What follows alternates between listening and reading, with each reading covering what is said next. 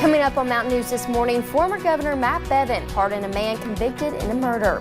And members of one West Virginia church are saying that while their bus being stolen does put them in a hard place, they will not lose their faith. Plus, in Clark County, one family is asking the public for help to find a woman they call their Walmart angel.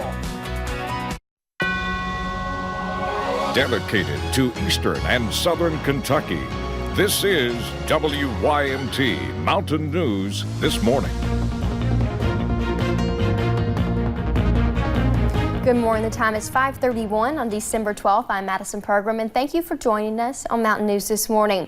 So it is a Thursday. You're almost to the weekend, but let's go to Brandon Robinson. Brandon, it is a calmer day outside weather-wise. I mean, it's a little chilly, so people need their coats, but no snow, no rain.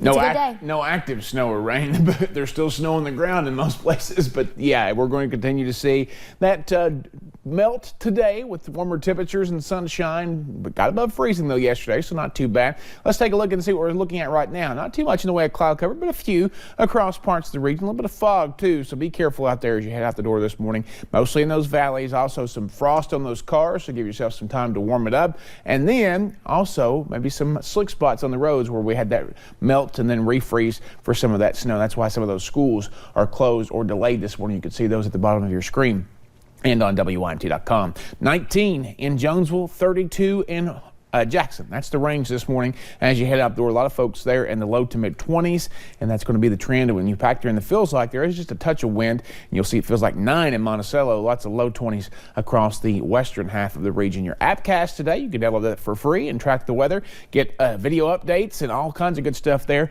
all throughout the day and the night. You'll see sunny skies for a while today. A few more clouds this afternoon. We get up close to 50 for a daytime high. We'll talk about the extended forecast coming up here in just a little bit. Madison. Thank you, Brandon. Well, it is the discovery that many neighbors were not hoping for. Police now confirm a body was found inside a Pulaski County home that was destroyed in a fire. Kentucky State Police troopers spent a good part of the day investigating where the fire happened. WYMT's Phil Pendleton has learned more about the victim. Early Wednesday morning, and neighbors quickly knew something was happening across the street. My husband woke me up and he said, I think Sam's house is on fire. Firefighters arrived just after 2 o'clock to discover a fire that had already consumed most of the house. Police were called after social media reports of a body found in the home before that was confirmed. And after a search warrant was issued, the body of 89-year-old Samuel Watson was discovered. Sam's always been a good fella. He actually bought a vehicle off my parents. I mean, lately he's not had a car. I know he's had a hard time getting around. There is no word on what caused the fire, and Watson's cause and manner of death are under investigation as well. But it is unusual. Neighbors tell us that while the house was burning, they did notice a car pull into the driveway, stay just a moment, and then suddenly leave. Several dogs were also found in the fire. Yeah, he had 17 dogs at one time. I don't know how many he's got because he's had them in the house and everything. But, you know, I don't know how many he's got now, but there's, like I said, there was 2 running around in the garage this morning. I had to show them away. They had soot on their face and everything. Neighbors say that it's sad knowing all that was lost inside this home. In Pulaski County, Phil Pendleton, WYMT Mountain News. The fire also knocked out some utility services in the area, and those crews had to wait until the police investigation was over to restore service. And a man known for his public service and love for the area has died. Pat Wooten was a name known around the mountains, serving as Perry County Sheriff, Buckhorn Mayor, and was a Buckhorn teacher and coach. Joe Engel, Perry County Sheriff, says Wooten's life was one many looked up to. Nobody you talk to has really ever had a bad word about Mr. Wooten. He's just humble, intelligent, just a man of integrity and honor. Wooten was 74 years old, and we will have his funeral arrangements when they are announced on our website at WYMT.com. And a grand jury will hear the case of a Knox County woman charged with kidnapping. Police say they found a teen at Darlene Elliott's house late last month. The boy went missing days before, and they believe she picked him up and then took him to her home. The grand jury will decide whether to indict her. And prosecutors called him the trigger man. Now, due to a pardon by former Governor Matt Bevin, Patrick Baker will walk free. In 2014, Baker, along with 4 others, broke into the Knox County home of Donald Mills. He was shot and killed, and in 2017, a jury convicted him. A judge sentenced Baker to 19 years for reckless homicide. 2 years later, he's a free man.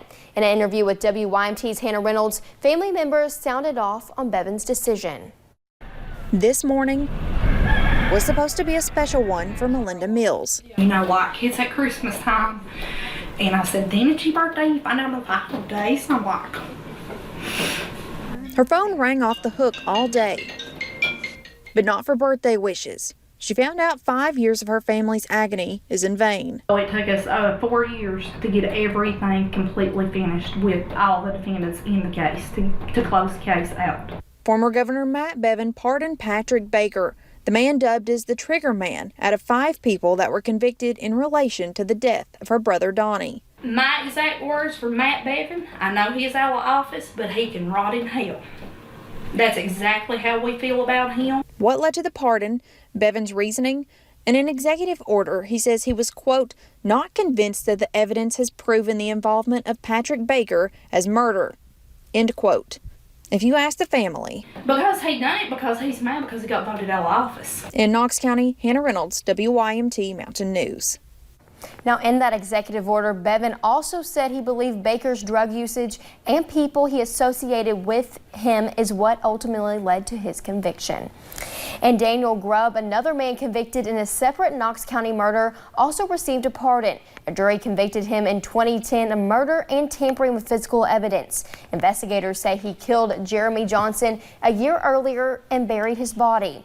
Bevin said in part of the executive order, quote, no greater degree of justice or rehabilitation will be gained by extending Daniel Grubb's time in prison.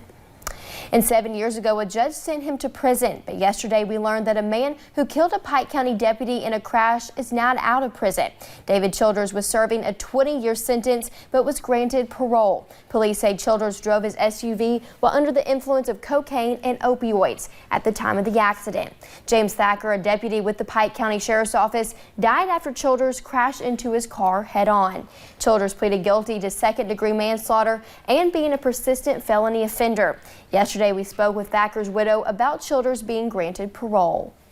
I hope that the past almost 8 years that he's been in prison, that it has done some good, and that when he comes back to Pike County, that the reminders there of James will be enough to keep him from doing this again to some other family.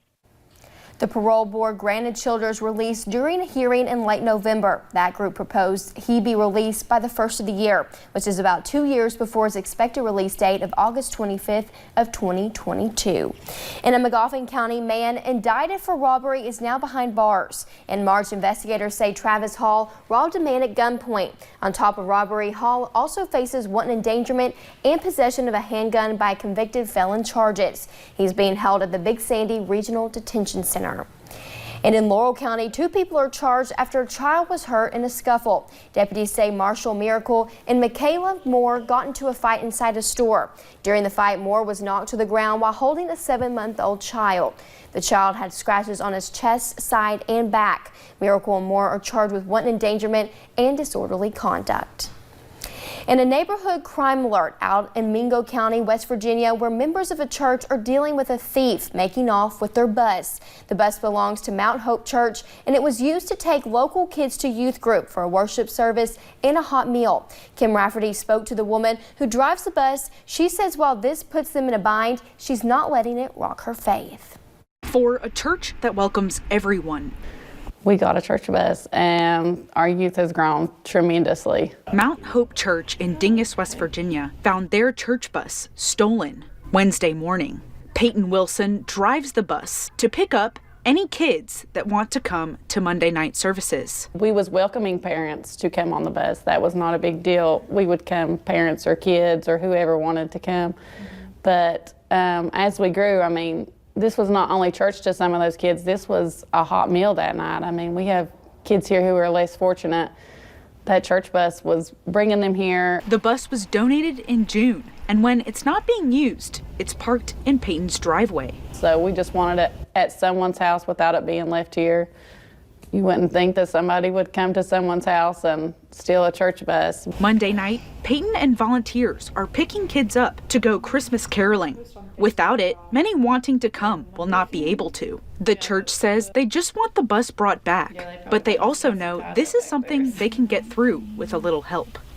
I mean, it would just be a huge blessing if somebody would just return it or knew where it was, or even if it just had some minor damage, just leave it, just return it, call us. No one's going to care. We just want it back. Mount Hope Church knows their community is strong. They will find a way to keep their youth group. Well, Lexington Church is once again planning a trip to Harlan County to help minors laid off from Black Jewel. Church volunteers spent last night sorting toys for the children of minors who lost their jobs earlier this summer. The church says they have already donated school supplies and coats earlier this year. Now they say during the season of giving, they're staying true to their mission of helping others. It's just been such a blessing for us to be able to share with our friends there in Harlan, Kentucky. But the feeling that you get sharing at this particular time of year is just very special. The church says they are still collecting donations through tomorrow, and they will be loaded up on buses to bring to Harlan County on Saturday. And a Clark County family is asking for help to find a woman they call their Walmart angel.